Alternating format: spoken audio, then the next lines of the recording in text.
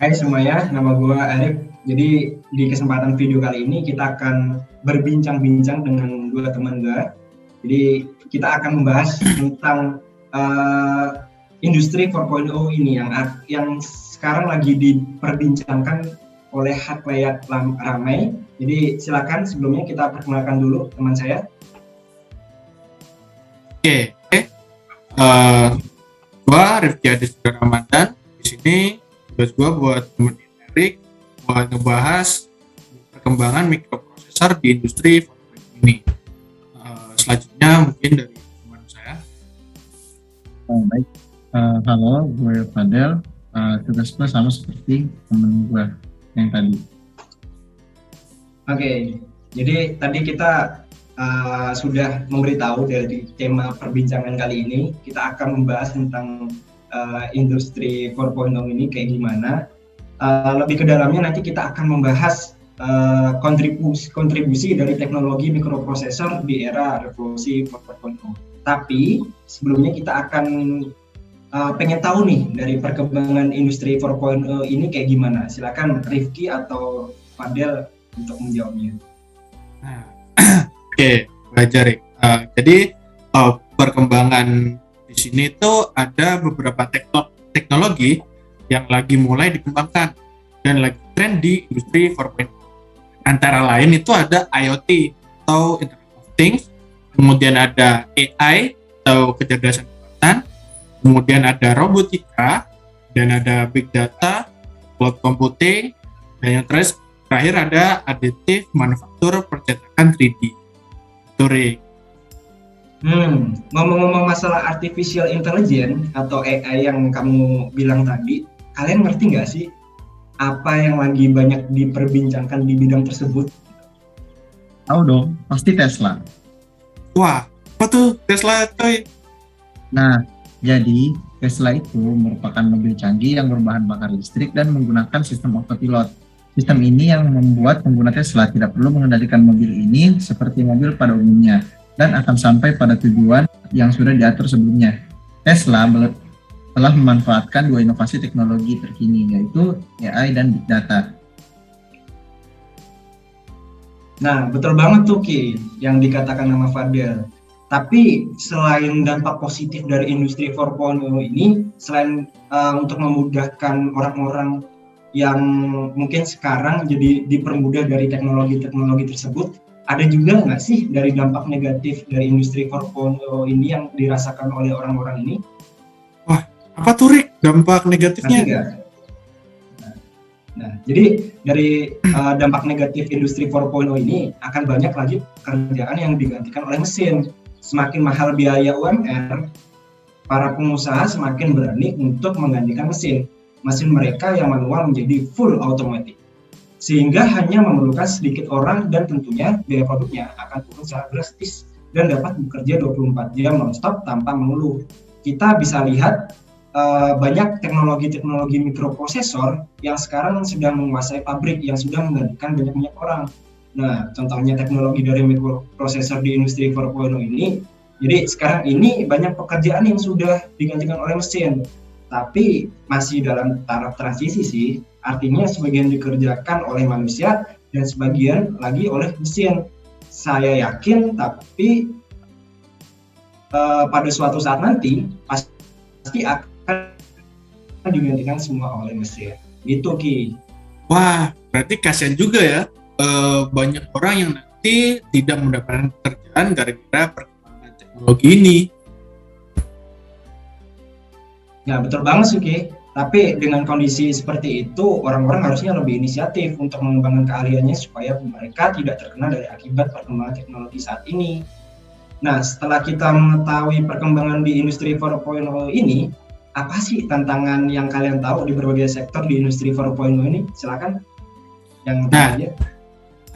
Kalau menurutku ya, di era industri 4.0 itu tantangannya banyak perusahaan mencari tahu tuh bagaimana mengadopsi suatu platform AI untuk diterapkan dalam proses bisnis mereka, yang tentunya hal ini itu tidak mudah. Strategi pengintegrasian AI juga seluruhnya dimulai dari akuisisi data, terus desain struktur sistem, hingga mencari algoritma atau metode yang membantu menyelesaikan permasalahan yang kompleks di dalam proses produksi dari awal hingga akhir dari industri, khususnya industri manufaktur. Nah, namun pada kenyataannya itu teknologi ini masih terlalu kompleks, membutuhkan penelitian dan usaha yang cukup berat, ditambah lagi dengan mekanisme algoritmanya yang secara mendasar tidak hanya dititik beratkan pada aspek engineering saja, akan tetapi juga memerlukan aspek sains. Nah, di mana hal ini tuh seolah-olah terdapat dua aspek yang berbeda dan harus dikuasai.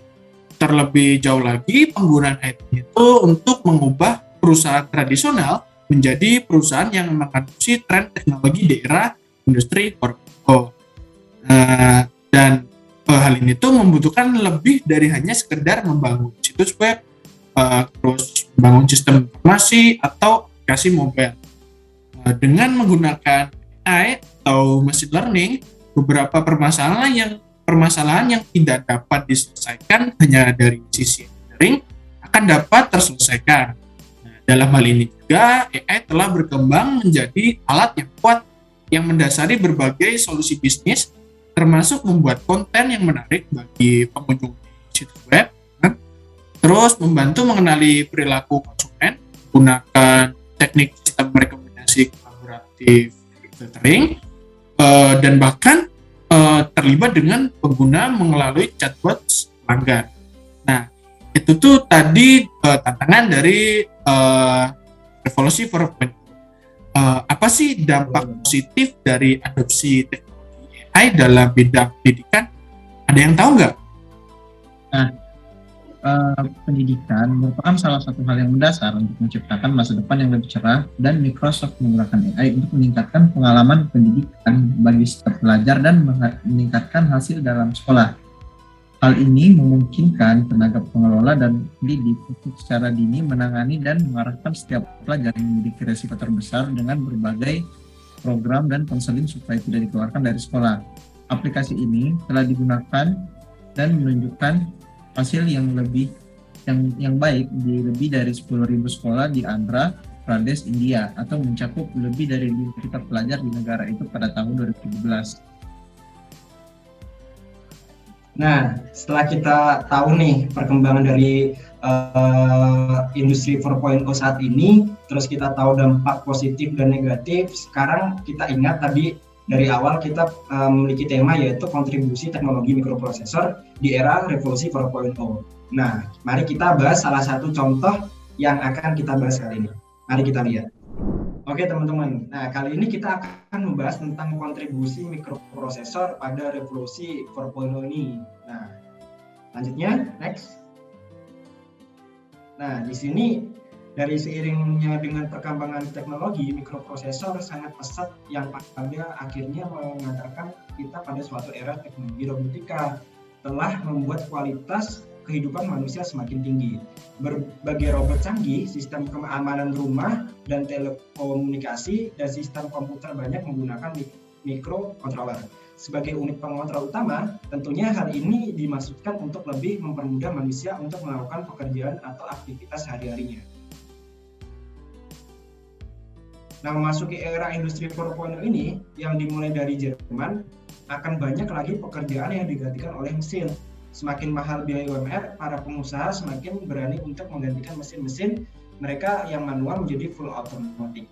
Sehingga hanya memerlukan sedikit orang dan tentunya biaya produknya akan diturunkan secara drastis dan dapat bekerja 24 jam non-stop tanpa mengeluh.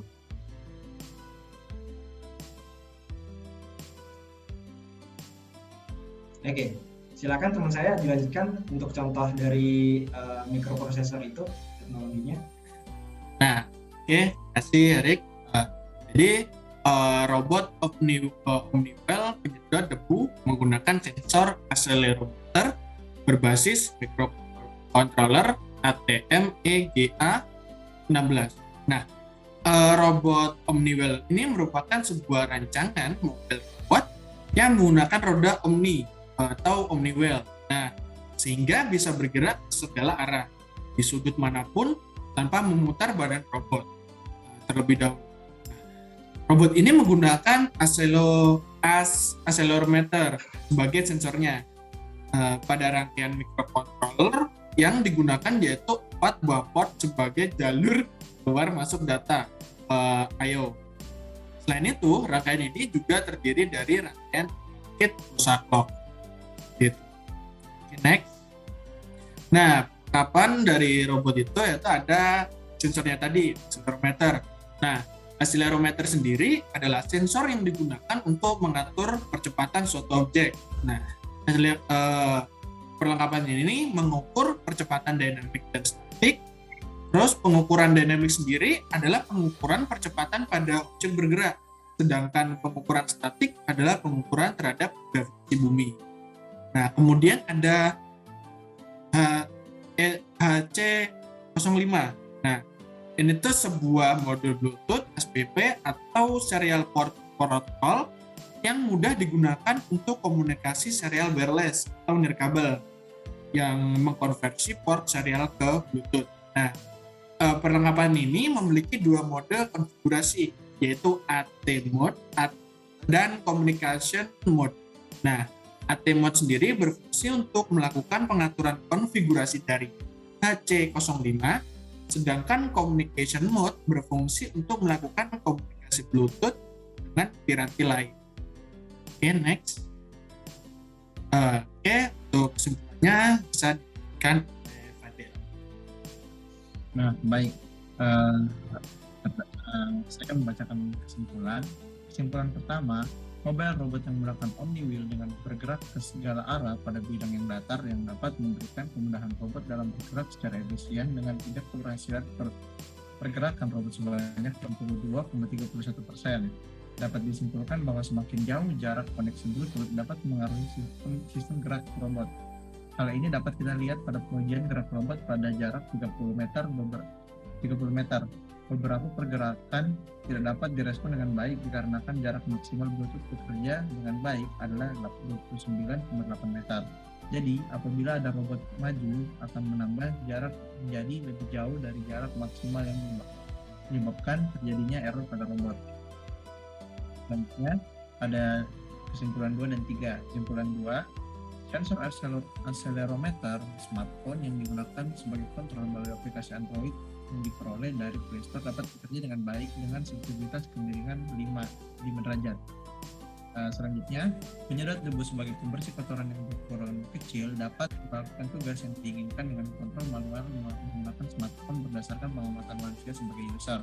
Jadi, pengamatan user menjadi hal yang sangat penting dalam melakukan tugas membersihkan debu atau kotoran. Baiknya, manfaat. Adapun manfaat yang dapat kita ambil dari pembuatan robot penyedot debu dengan menggunakan sensor ini adalah: pertama, robot didesain untuk membantu melakukan pekerjaan rumah yang dilakukan oleh manusia. Kedua, dapat digunakan untuk membersihkan debu pada lantai dengan bantuan microcontroller sebagai pengontrol arah robot dan sensor limit switch sebagai pendeteksi hambatan. Lain manfaat dari kontribusi mikroprosesor ini adalah: satu, ada penjaga pintu tol. Sekarang ini pada saat mau masuk ke lapangan parkir tidak ada yang menjaga, tapi digantikan oleh mesin. Tinggal pencet maka tiketnya keluar.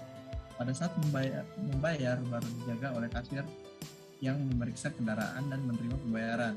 Sekarang pembayarannya pun menggunakan kartu. Saya melihat di hal satu mall Jakarta Barat, bahkan keluar pun tidak dijaga oleh kasir. Pengendara harus membayar dan ke payment station. Di situ kita bayar, kemudian pada saat keluar tinggal masukkan tiket bukti pembayaran, maka itu akan membuka. Selanjutnya ada montir mobil. Sekarang ini mobil listrik sudah mulai dipasarkan di Amerika yang namanya Tesla. Mobil tersebut laku keras kalau seandainya semua mobil telah menggunakan listrik, di mana perawatannya tentu lebih sederhana. Maka montir mobil yang pekerjaan yang melakukan tune up mesin sudah tidak diperlukan lagi. Tapi kapan saya masih belum tahu, apakah 5 tahun atau 10 tahun lagi. Yang pasti pertumbuhan mobil listrik akan meningkat pesat mengingat biaya yang jauh lebih murah dan pengisian listrik juga mudah sekali dibandingkan bahan bakar cair harus diangkut dari penggilingan minyak ke penampungan kemudian baru didistribusi ke stasiun pengisian bahan bakar. Tentunya biayanya mahal sekali dibandingkan dengan bus listrik yang hanya menggunakan kabel listrik saja. Baik, Bung Juni, merci. Sekian dari presentasi kali ini. Terima kasih. Kami tutup. Wassalamualaikum warahmatullahi wabarakatuh. Waalaikumsalam.